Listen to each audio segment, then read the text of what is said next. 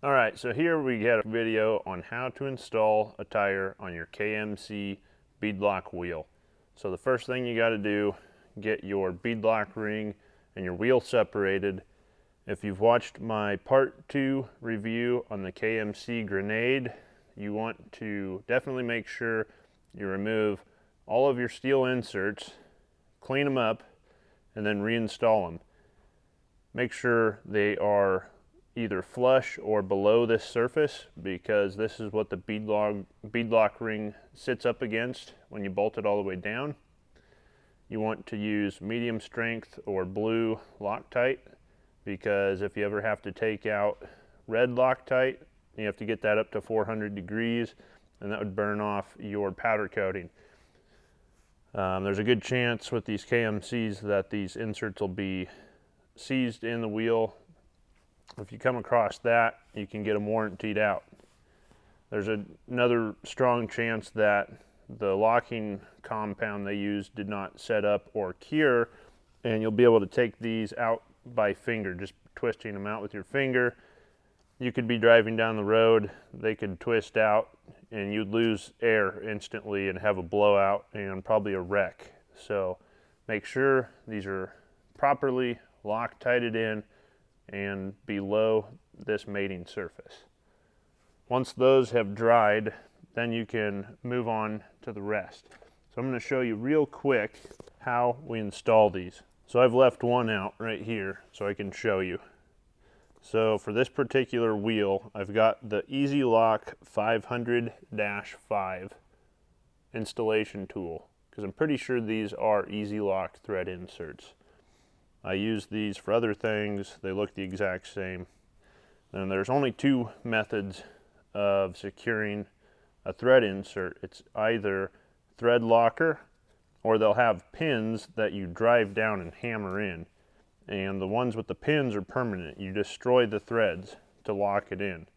These are designed to be replaceable. So if you ever booger up a thread when you're taking a bolt out, you can replace the insert. So we're just going to put a little dab, basically I would call it the equivalent of about 4 drops.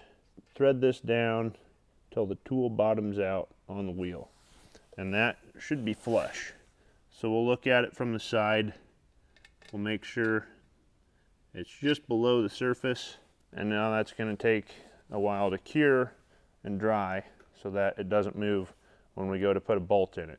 So here's a discrepancy that I find to be highly unprofessional for a $500 wheel. So the first wheels I ordered came with these cardboard inserts noting the torque specs. They say torque assembly bolts for 15-inch and larger wheels to 20 to 24 foot-pounds. That's it.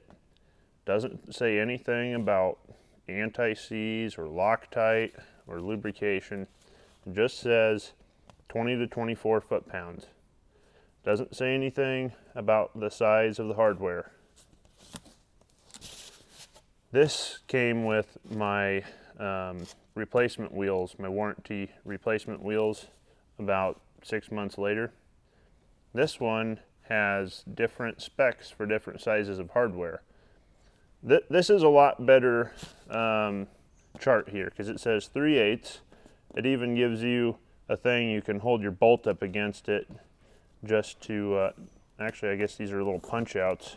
I didn't realize that. So these are punch outs, so you can take your bolt, put it in there, and verify which size you have.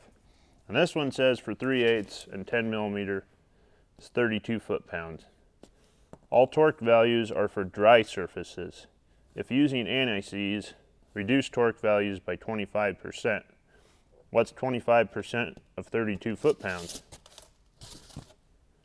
24 foot-pounds. But this one doesn't say anything about anti-seize. So you could have went to torque this one dry at 24 foot-pounds according to these instructions, which would be loose. So you got a big discrepancy in their instructions. Really don't like that. Is what it is. So while your threaded inserts are drying, These wheels have 2 valve stem holes. The diameter is 0.46 inches, and you can either go with a bolt-in valve stem, which is what I've got on this wheel, or you can go with a rubber valve stem. So I've got this really cool tool. It's got a flexible stem on it. This end threads onto the valve stem just to pull it through the wheel. Now up here you have this T-handle to give you something to pull with, but each side has a tool on it. So this side has the core removal bit, so you can take your valve stem core out for the quickest air down. This side just has a plunger, so you tighten this on, and then there's a hole here so the air can bleed out.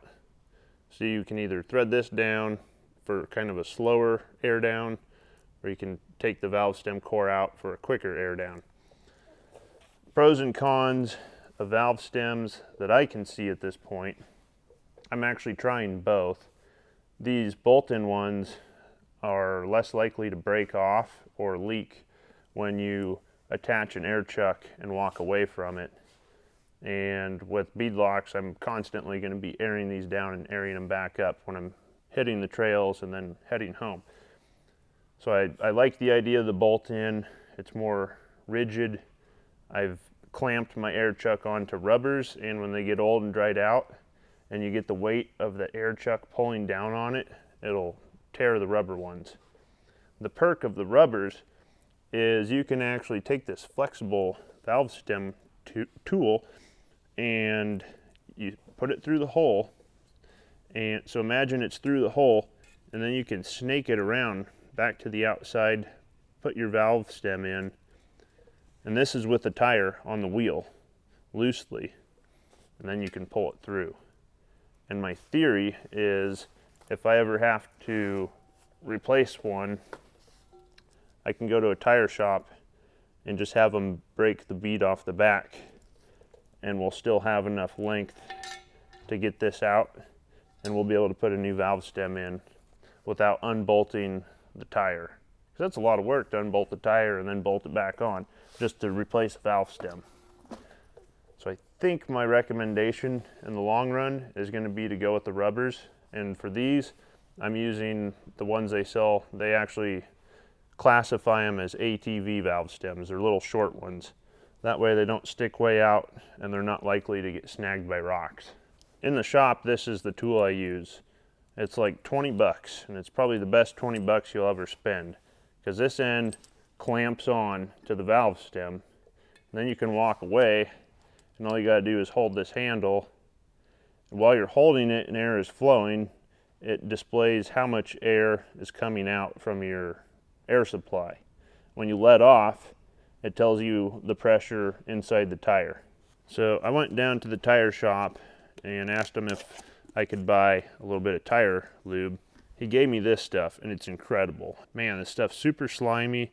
You can add water to it and make it more of a liquid, lower the viscosity, but it's super slippery stuff, and you definitely don't want to use WD-40 or Vaseline.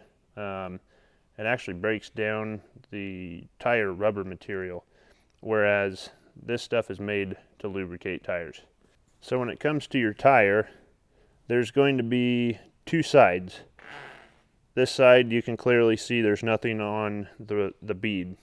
This side you can see there's a serial number sticker that's pretty much permanently attached. So I want these facing the back side because the Beadlock doesn't actually cover that up. That shows, once everything's installed, that still shows. I think it looks kind of trashy. So we're going to put that to the back side. Make sure you do every tire the same for consistency. So this will be the side that we shove down over the top of the Beadlock. So this is facing the back. This is the side we want to lubricate, and you absolutely don't want to lubricate the front bead. If you get any lube on this surface for the Beadlock clamp, the bead will want to pop back up and off the wheel, and then it's a nightmare to try to get it seated. So only lubricate the back, don't lubricate the front bead. And this stuff goes a long way Doesn't take much at all, just a little dab on your finger. So right here I've got the wheel sitting on a couple layers of cardboard to protect it from the concrete. We're just going to leave it as close to the ground as possible for this step, and I'm going to lay the tire over it. You're just going to put your body weight into it.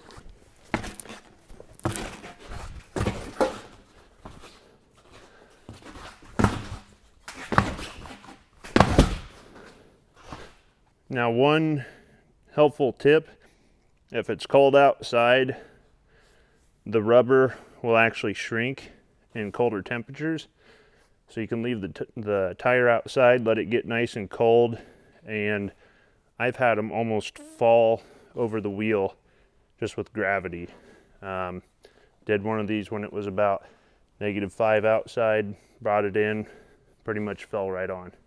Now that we've got this first bead over the wheel, now we got to set the tire on an elevated surface. I like to use my little stool because it's got a padded seat. I'll see guys use a 5-gallon bucket, but those can scratch your paint or your powder coating on your wheels. So I like this method better.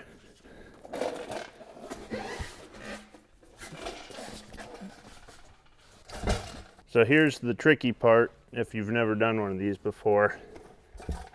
On this wheel, it's got this nice precision machined lip that centers the bead of the tire. So we're going to get the tire as close as we can by hand, and you'll notice half of it seats and then the other half sticks up. So you want to get some screwdrivers that are nice and kind of sharp and flat,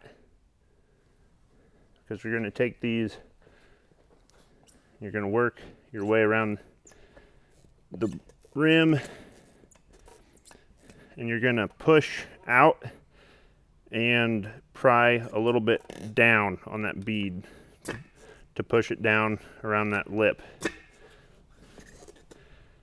And if you have any lubrication on the tire or the wheel right here, it really becomes a nightmare, because then this lip just wants to naturally pop back up. So if you're thinking about having a repair kit for the trail, I would certainly consider throwing 2 screwdrivers in that will work for this part, because without this, on these particular wheels, you're not going to be able to get this bead over this lip.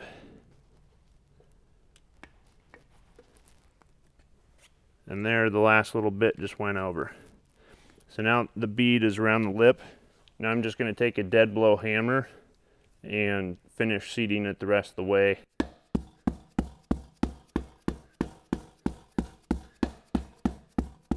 I'll tell you right now, the first time I did one of these, this part probably took me 15-20 minutes. It was a real struggle. So when you go to put your beadlock ring on, these particular rings have KMC at 12 and 6 o'clock. So I'm going to match those up with our valve stems. Then I'm going to take about roughly 8 bolts, leaving a gap of 2 open holes between each one. And take my impact driver, put it on the low torque setting for drywall screws, and I'm going to run this down lightly, just so that the bead doesn't come back off the wheel.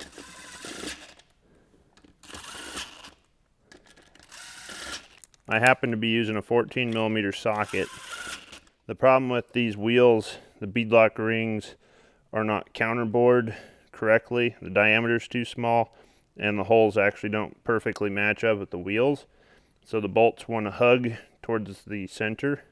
So I've had to try 7 different sockets before I finally found one with a thin enough wall that it wouldn't smash into the inside wall of my beadlock and try ripping all my nice powder coat off. So now that we've got the bead secured to the wheel, I'm going to take this off, stick my cardboard back out here, and now I'm going to add my balancing beads. So a 40-inch tire, 40 by 13.5 on 17, calls for 10 ounces of balancing beads. And I got these online. I bought them in bulk because if you buy them one bag at a time or for just a couple tires, they're really expensive. But if you buy a big tub of them, they're pretty cheap. So I'll put my weight on the tire to open up a gap. I'll use a funnel so they go down and they don't get stuck on the bead of the tire and get wedged in between the wheel and the tire, because that would probably cause an air leak. So now you've got the beadlock side bead seated. You've got your balancing beads in. This bead's still broken, but we're going to carefully pick the tire up so all the beads fall to the bottom of the tire, and then we will install our bolts. Now, I've tried several different methods of putting the beads in. I've tried it where I just initially slid the first half of the tire over the wheel, and then while the front was still loose, I poured the beads in. The problem was, once I went to put the wheel and tire up on the stool, those beads bounced around. They fell out the back side, they fell out the front side, and I'll tell you right now, once you spill beads on your shop floor, you'll never want to use them again.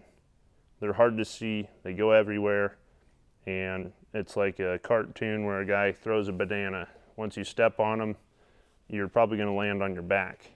So you got to be careful and you got to be strategic about how you install them. So over here you can see these little green things. This is just painter's tape.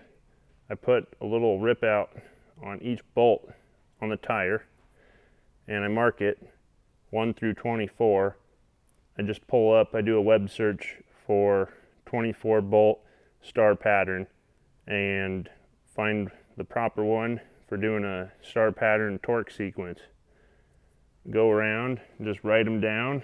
Start here and just go around, write all your numbers down, and that's what you're going to follow. So over here, you can see I've got 8 yellow zinc bolts in here. But over here you can see I've got silver zinc aluminum bolts in. And the reason I do this, I use 2 different color bolts because when I go to do my final installation right now of my new hardware, I'm going to put anti-seize on it, and I'll put the other 16 bolts in, tighten those down, and then I'll pull these out. And that way I know which ones have anti-seize on them and which ones don't.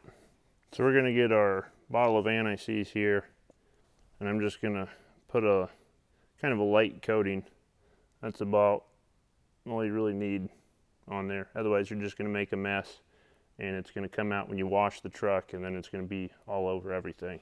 Now of course you could anti-seize the first 8 bolts you put in, but if you for whatever reason would have to take that back off, maybe you're like me and you forgot to put the valve stems on, then you have the mess of anti-seize to deal with. So that's why I like to put dry bolts in, just to keep this clamp down while I'm putting the balancing beads in.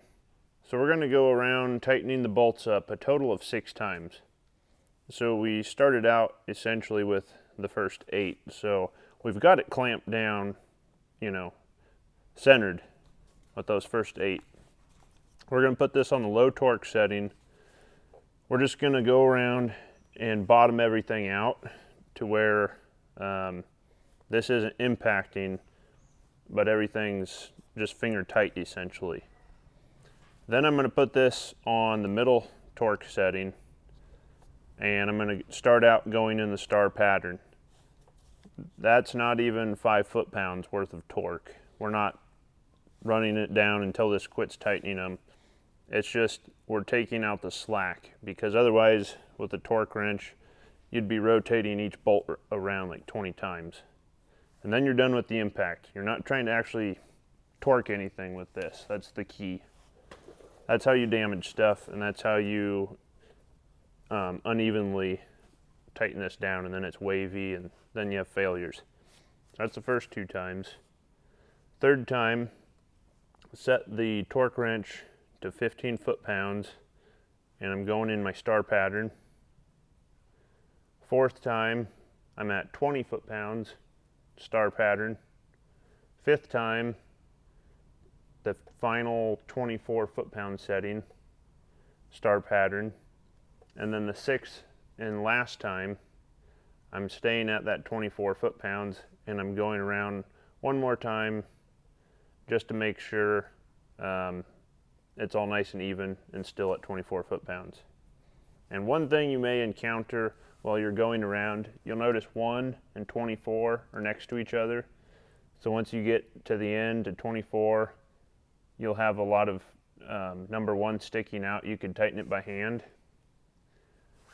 I'll tighten it finger tight, and then when I go around each time, I don't turn each bolt more than 1 revolution, using the wrench to tighten it. If you go more than 1, you can actually see this thing deflect because it starts getting torqued uneven. So after it's finger tight, don't tighten more than 360 degrees or 1 turn at a time.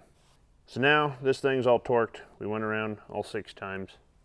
And this next part is the most satisfying part for me for mounting any tire on a wheel, beadlock or regular.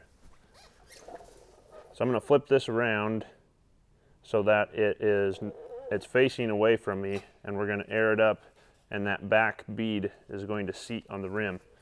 So I'll clamp on my air chuck, start some air through it, and then this thing automatically turns on once it senses airflow. I'm going to face it away from me so that if this bead lock would fail and pop off, it doesn't come out and kill me. Never ever stick your finger between the bead and the rim when there's air pressure in the tire, because that could clamp your finger, basically cut it right off.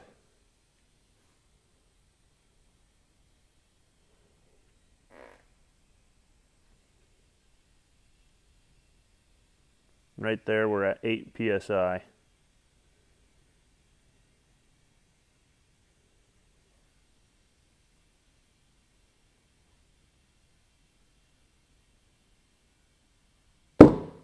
And with that, we're done. Pretty simple. Once you've done 1, the other 4 go smooth silk. So thanks for watching this how-to video. If you liked it, subscribe, like it, thumbs up, and hopefully we'll see you in a future video. Thanks.